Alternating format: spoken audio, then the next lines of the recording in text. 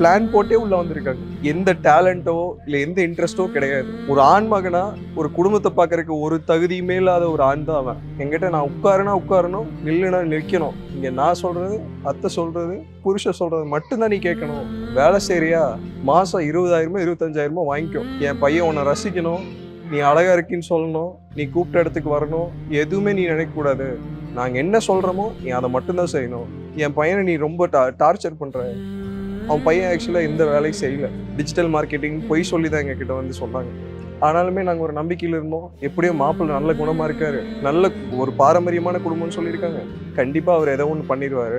ஏன்னா 12th result எல்லாம் காமிச்சப்போ நான் நம்பினேன், கண்டிப்பாக அவர் படிப்பார். ஐஏஎஸ்ன்னு ஒன்று ப்ரிப்பேர் பண்ணாங்கன்னா கண்டிப்பாக அவர் அச்சீவ் பண்ணுவான்னு எங்கள் அம்மா அப்பாவுக்கு நம்பிக்கை கொடுத்தார். ஆனால் அது எதுவுமே பொய், எல்லாமே பொய். அவங்க சொன்னது எல்லாமே வந்து சித்தரிச்சிருக்காங்க. இந்த மாதிரி வந்து காமிச்சா இவங்க வந்து பிளான் போட்டே உள்ள வந்திருக்காங்க. அது அவ்வளோ அவ முன்னாடியே ரியலைஸ் பண்ணிட்டா, எங்களுக்கு லேட்டாக தான் ரியலைஸ் ஆகுது.